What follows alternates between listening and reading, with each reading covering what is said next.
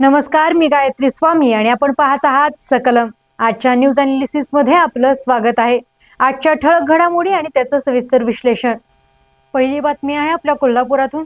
घरफाळा व पाणी बिलांच्या वाढीला विरोध, तर सभागृहातच देशमुख आणि फरास यांच्यात जोरदार शाब्दिक वादावादी.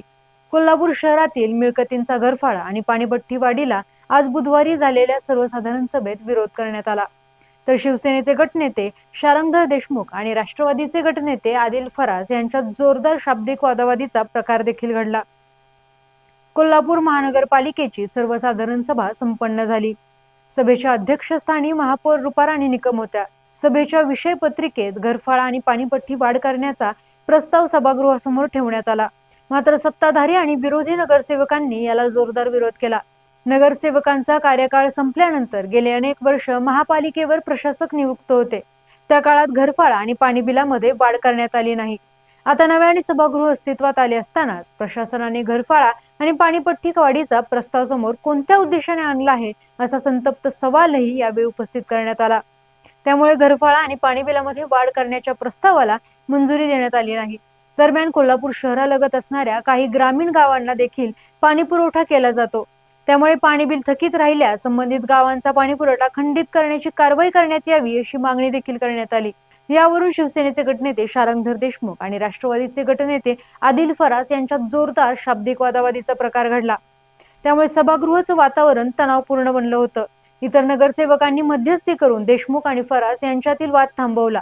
त्याचबरोबर आज झालेल्या सर्वसाधारण सभेत बांधकाम विभागातील ठेकेदारी, नोंदणी शुल्क वाढ, आरोग्य व घनकचरा व्यवस्थापनाकडील सेवा शुल्क हे प्रस्ताव मंजूर करण्यात आले. तसंच ज्या ज्या ठिकाणी पाणी गळती सुरू आहे ती प्रशासनाने प्राधान्याने काढण्याचे काम हाती घ्यावं अशी मागणी देखील करण्यात आली. पुढील बातमी आहे जिल्हा परिषद व पंचायत समितीमध्ये आता स्वीकृत सदस्य नियुक्तीचा मार्ग मोकळा. नगरपालिकांप्रमाणे जिल्हा परिषद आणि पंचायत समित्यांमध्येही स्वीकृत सदस्यांच्या नियुक्तीचा मार्ग आता मोकळा झाला आहे. महाराष्ट्र जिल्हा परिषद व पंचायत समिती विधेयक 2026 मंगळवारी विधानसभेत मंजूर करण्यात आले. ग्रामविकास मंत्री जयकुमार गोरे यांनी हे विधेयक सभागृहात चर्चेसाठी मांडले होते. विधेयकातील तरतुदींनुसार जिल्हा परिषदेमध्ये निवडून आलेल्या एकूण सभासद संख्येच्या 10% किंवा किमान 5 सभासद यापैकी जे अधिक असेल ते नामनिर्देशित केले जातील. त्याचप्रमाणे पंचायत समितीमध्ये निवडून आलेल्या एकूण सदस्य संख्येच्या 20% किंवा किमान एक सदस्य नामनिर्देश करण्याची तरतूद करण्यात आली आहे. जिल्हा परिषद किंवा पंचायत समितीच्या कोणत्याही सभेतील प्रस्तावावर मतदान करता येणार नाही. हे स्वीकृत सदस्य अध्यक्ष, उपाध्यक्ष, सभापती किंवा उपसभापती यांसारख्या पदांच्या निवडीसाठी पात्र ठरणार नाहीत. त्यांचा कार्यकाळ संबंधित परिषद किंवा समितीच्या मुदतीबरोबरच संपुष्टात येईल. जिल्हाधिकाऱ्यांमार्फत या सदस्यांचे नामनिर्देशन केले जाणार आहे. हे नामनिर्देशन करताना संबंधित सभागृहातील राजकीय पक्षांचे तौलनिक संख्याबळ आधारभूत मानले जाईल. दरम्यान कोल्हापूर जिल्हा परिषदेत 68 सदस्य आहेत. त्यानुसार किमान 6 सदस्य हे स्वीकृत सदस्य म्हणून नियुक्त होण्याची शक्यता आहे. पुढील बातमी आहे दिल्लीत खलबतं. उपमुख्यमंत्री शिंदेंची पंतप्रधान मोदींशी 1.5 तास चर्चा. राजकीय वर्तुळात तर्कवितर्कांना उधाण. राज्याचे उपमुख्यमंत्री एकनाथ शिंदे यांनी मंगळवारी दिल्लीत पंतप्रधान नरेंद्र मोदी यांची संसदेत भेट घेऊन तब्बल 1.5 तास प्रदीर्घ चर्चा केली. या भेटीमुळे महाराष्ट्राच्या राजकारणात मोठ्या हालचालींचे संकेत मिळत आहे. सध्या देशाचे अधिवेशन सुरू आहे, त्यामुळे राज्याच्या विकास कामांसाठी खासदारांशी भेट असल्याचे शिंदेंनी सांगितले. तरी सर्वोच्च न्यायालयातील शिवसेनेसंदर्भातील शिवसेना पक्ष व निवडणूक चिन्हाबाबतची अंतिम सुनावणी प्रलंबित आहे. यासोबतच आगामी निवडणुका आणि मंत्रिमंडळ फेरबदल या पार्श्वभूमीवर या बैठकीला विशेष महत्त्व प्राप्त झाले आहे.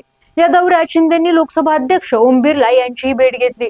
विशेष म्हणजे शिंदेंनी आपल्या खासदारांची कानउघडणी करत आधी काम करा मग पदाची अपेक्षा ठेवा असे ठणकावले आहे. खासदारांचे रिपोर्ट कार्ड तयार केले जात असल्याचे सांगत त्यांनी सर्वांना कामाला लागण्याचे आदेश दिले. दरम्यान मुख्यमंत्री देवेंद्र फडणवीस देखील बुधवारी दिल्ली दौऱ्यावर जाणार असून भाजपच्या केंद्रीय निवडणूक समितीच्या बैठकीत सहभागी होणार आहेत. त्यामुळे महायुतीत सर्व काही अलबेल नाही अशा चर्चांना उधाण आलं आहे.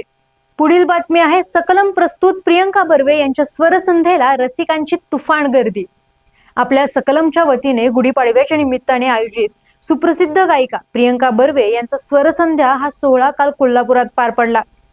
सुप्रसिद्ध गायिका प्रियंका बर्वे यांनी आपल्या अष्टपैलू गायकीने माय हुंदाई येथील जीपीटी कॉम्प्लेक्समध्ये जमलेल्या शेकडो रसिकांना मंत्रमुग्ध केलं. या मैफिलीत शास्त्रीय संगीतापासून ते ठसकेबाज लावणीपर्यंतच्या प्रवासाने कोल्हापूरकर भारावून गेले होते. कार्यक्रमाची सुरुवात गणेश वंदनेने झाली.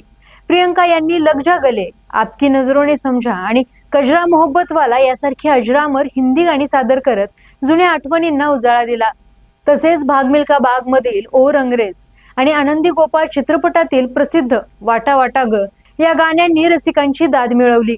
या संध्याकाळी सर्वात जास्त चर्चा झाली ती प्रियंका यांच्या नवीन गाण्याची. सध्या चित्रपटगृहात असलेल्या तिघी या चित्रपटातील जितेंद्र जोशी यांनी लिहिलेले शारदा सरिता हे गाणे प्रियंका यांनी पहिल्यांदाच लाईव्ह सादर केले. याशिवाय मी रात टाकली आणि मी डोलकर दर्याचा राजा हे कोळी गीत आणि या गाण्यांनी नेटिझन्स प्रमाणेच कोल्हापूरकरांनीही डोक्यावर घेतलं. जेव्हा प्रियंका यांनी वल्वारे नाखवा आणि ठसकेबाज लावणी सादर केली तेव्हा तर रसिक प्रेक्षकांनाही आवरता आलं नाही. अनेक तरुण आणि ज्येष्ठ नागरिक थिरकताना दिसले. सर्व वयोगटातील मित्रमैत्रिणींचे ग्रुप्स आणि कुटुंबांनी या सोहळ्याचा आनंद घेतला. कार्यक्रमाची सांगता विठ्ठलाच्या भक्तीने उथमलेल्या पांडुरंगाच्या नामस्मरणाने झाली. गुढीपाडव्याच्या पूर्वसंध्येला सकलम प्रस्तुत आणि घाटगे group, Urmila green county resort व तनिष्क प्रायोजित सुप्रसिद्ध गायिका प्रियंका बर्वे यांच्या स्वरसंध्येच्या या विशेष सांगीतिक कार्यक्रमाचे कोल्हापूरच्या रसिक प्रेक्षकांसाठी आयोजन करण्यात आले होते. यावेळी जिल्हा पोलीस प्रमुख योगेश कुमार यांच्या हस्ते गायिका प्रियंका बर्वे यांचा सत्कार करण्यात आला. यासोबतच या कार्यक्रमासाठी कोल्हापूरचे उपमहापौर अक्षय जरग व तेज घाटगे उपस्थित होते. उपमहापौर अक्षय जरग यांचा सत्कार मोहन घाटगे यांनी केला. यासोबत Avishkar infra, Raisons group, Saroj casting, Chandrarup cloth centre, Mirasha shapers, Anvit, Gurumauli tex fab, old Bombay ice cream आणि SG फायटो फार्मा यांचे विशेष सहकार्य लाभलेले. या प्रायोजकांचा सत्कार यावेळी करण्यात आला. या कार्यक्रमाला रेडिओ पार्टनर म्हणून बिग FM 92.7 तसेच हॉस्पिटॅलिटी पार्टनर म्हणून हॉटेल रेडियंट आणि social media partner MediaTek, Rohan Swami व दिनेश माळी फाउंडेशन या प्रायोजकांचा देखील सत्कार करण्यात आला. या सर्व नामवंत संस्थांच्या विशेष सहकार्याने सकलम प्रस्तुत सुप्रसिद्ध गायिका प्रियंका बर्वे यांचा स्वरसंध्येचा कार्यक्रम दिमाखात पार पडला. पुढील बातमी आहे राज्य शासनाच्या दुग्ध विकास खात्याला प्रतिज्ञापत्र सादर करण्याचे आदेश. पुढील सुनावणी 25 मार्च रोजी. गोकुळच्या आगामी निवडणुकीच्या पार्श्वभूमीवर 1200 संस्थांना अवसायनात काढण्याच्या बाबत याचिकेवर आज बुधवारी उच्च न्यायालयाच्या कोल्हापूर सर्किट बेंचमध्ये सुनावणी झाली.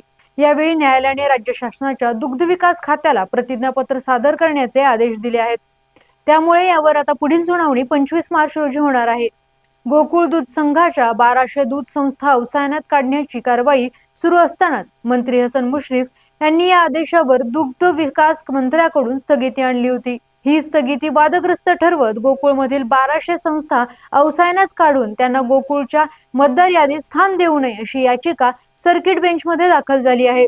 या याचिकेवर आज बुधवारी सुनावणी झाली. यावेळी न्यायालयाने दोन्ही बाजूचे म्हणणे ऐकून घेत दुग्ध संस्था अवसायनात काढण्याच्या कारवाईला दुग्ध विकास मंत्र्याकडून कोणत्या मुद्द्यावर स्थगिती देण्यात आली याबाबत प्रतिज्ञापत्र सादर करण्याचे आदेश न्यायालयाने दिलेत. त्यानुसार आता यावर 25 मार्च रोजी पुढील सुनावणी होणार आहे. पुढील बातमी आहे इराण इस्रायल अमेरिका युद्धाचा 19वा दिवस. युद्धाच्या आघाडीवर काही महत्वाच्या बातम्या. इराण अमेरिका युद्धाने आज अत्यंत विनाशकारी वळण घेतले आहे. अमेरिकेने हॉर्मुझच्या सामुद्रधुनीजवळ इराणच्या भूमिगत क्षेपणास्त्र तळांना उद्ध्वस्त करण्यासाठी 5000 पाऊंडच्या GBU-72 ॲडव्हान्स्ड 5K या शक्तिशाली बंकर बस्टर बॉम्बचा वापर केलाय. इराणने हा जागतिक तेल मार्ग रोखल्यामुळे अमेरिकेने ही मोठी कारवाई केली. याच्या प्रत्युत्तरात इराणने इस्रायलची राजधानी तेल अवीववर क्लस्टर वॉरहेड्स असलेल्या क्षेपणास्त्रांनी भीषण हल्ला केला. इराणचे दिवंगत सुरक्षा प्रमुख अली लारिजानी यांच्या हत्येचा हा सूड असल्याचे इराणने म्हटले आहे. या हल्ल्यात 2 इस्रायली नागरिकांचा मृत्यू झाला असून आतापर्यंत इस्रायलमधील मृतांचा आकडा 14 वर पोहोचला आहे. दुसरीकडे इस्रायलने मध्य बेरूतवर भीषण हवाई हल्ले चढवून 10 मजली इमारत जमीनदोस्त केली, ज्यात 10 जणांचा मृत्यू झाला आहे. याच दरम्यान अमेरिकेचे नॅशनल काउंटर टेररिझम डिरेक्टर जो केंट यांनी ट्रम्प प्रशासनाच्या युद्ध धोरणाविरोधात आपला राजीनामा दिला. इराणकडून अमेरिकेला कोणताही धोका नव्हता, हे युद्ध केवळ इस्रायलच्या दबावपोटी लादले गेले आहे असा गंभीर आरोप केंट यांनी केला आहे. कुवेत, कतार आणि बहरीनमध्येही हल्ल्यांचे इशारे देण्यात आले असून संपूर्ण आखाती देश युद्धाच्या छायेत आहे. जो केंट यांचा राजीनामा हा ट्रम्प यांच्या परराष्ट्र धोरणाला बसलेला अंतर्गत धक्का आहे. युद्ध लांबल्यास अमेरिकेतील अंतर्गत राजकीय विरोध तीव्र होऊ शकतो. धन्यवाद आणि पाहत रहा सकलम.